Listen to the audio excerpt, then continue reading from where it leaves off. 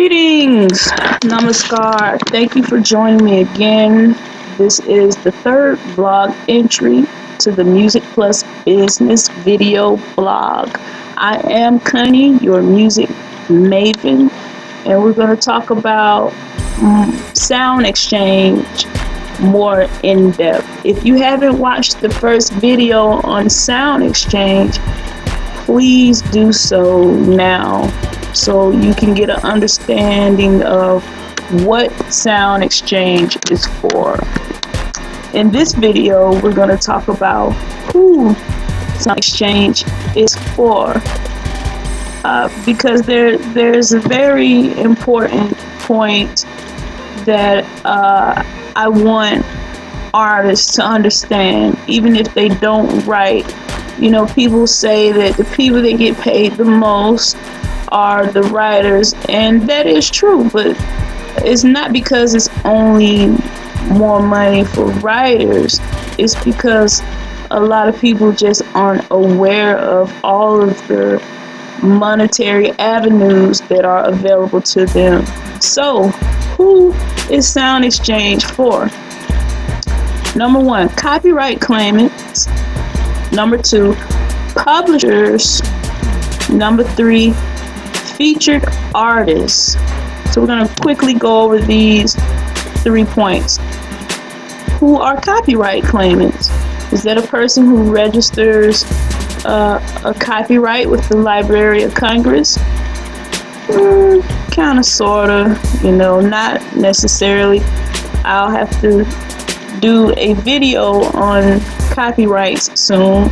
And of course, like anything that you see on this channel, I could spend 12 hours on one minute subject, such as copyrights. So you're not going to get copyrights all in one video. But basically, for the purpose of this video, for who copyright claimants are, who can register with SoundExchange, basically you own the copyrights to the sound recording or the masters.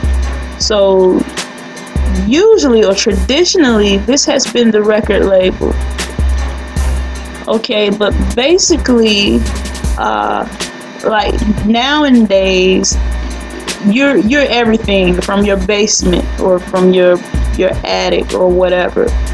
You're the distributor, you're the mixing engineer, you're the mastering engineer, you administer. What I'm teaching you here with Music Plus Business is how to administer your own catalog.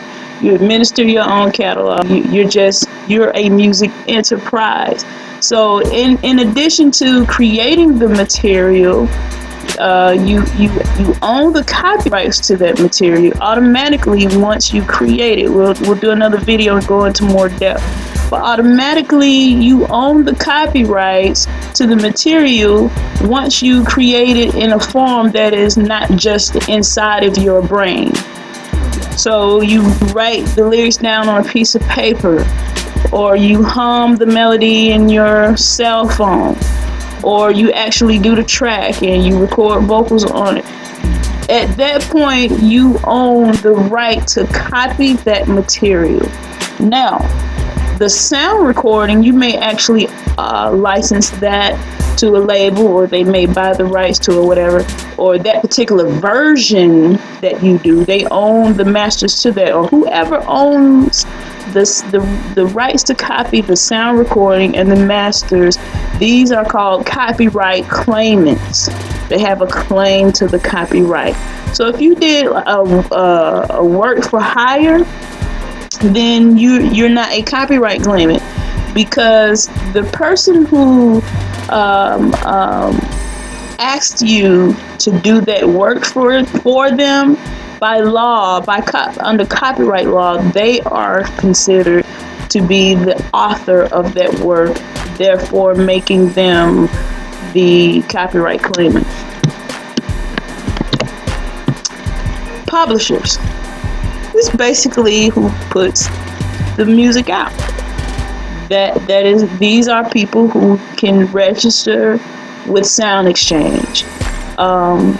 Now, again, the reason why I'm going over all this stuff, because you might be wearing 13 different hats and you don't even know it, and you're only getting paid for, 2 or 3.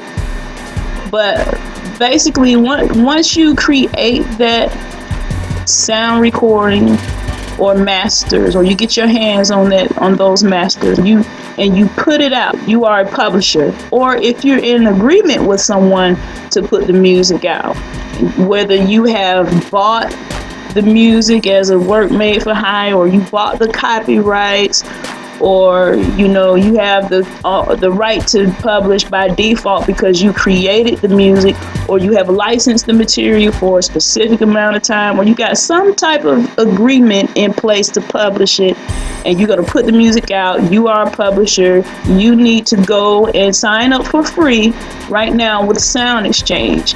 It's SoundExchange.com.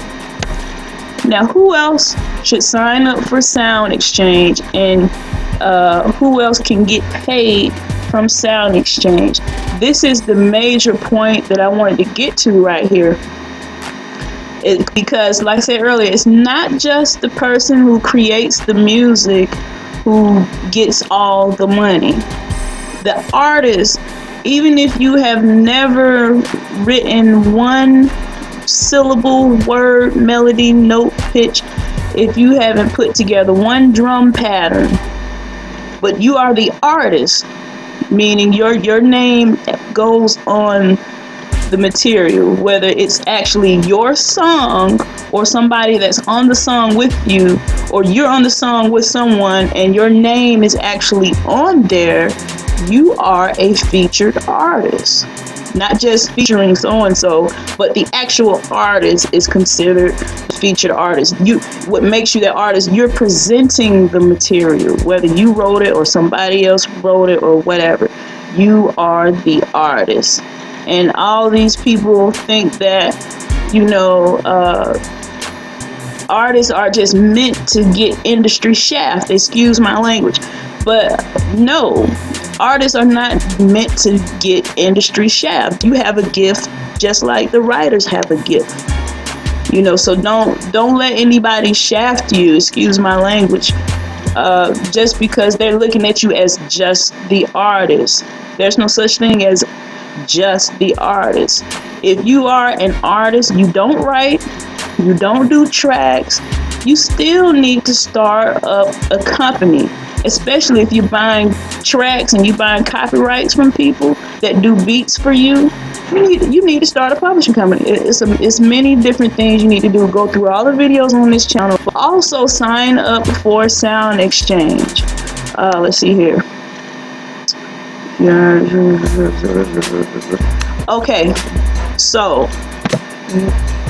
what if you're not a featured artist, but you have sung background vocals on a music publication?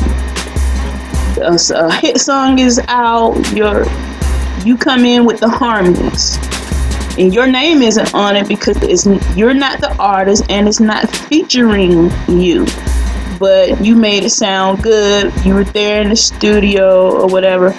So basically, I'm just going to read this. Singing background vocals as a paid session musician, you might not get paid any other monies.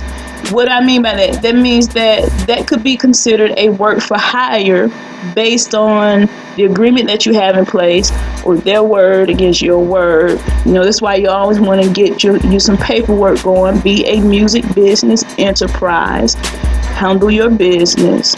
But if this is your profession, you're performing background vocals and you want some extra money, do some research on a company called SAG-AFTRA. Now, if it sounds familiar, you probably heard of SAG. And you've probably heard, I think I spelled that incorrectly. I think it might be 1G, Screen Actors Guild. So I don't know why I put that other G on there. I think it's 1G. SAG-AFTRA Don't ask me what AFTRA. What we're gonna do is we're gonna revisit the topic of SAG-AFTRA, and I'm not gonna be talking about actors and all of that because I do music. Music is my passion. I am music's passion. Me and music, we're in love with each other. We got a thing going on. So I'm gonna keep everything centered around the music business, not just the music industry, because that's easy to do. You're probably already in the music industry. I'm here to help you get into and keep and stay maintain a music business enterprise. So again, we're gonna go over SAG-AFTRA in another video and talk about how background vocalists can get paid for the work that they do in the studio. Okay, please take this time to subscribe, hit like or whatever, comment, send me a message, whatever you want to do, share, tweet it, Pinterest, pin it up. Thank you for watching. Keep God first and stay in the know.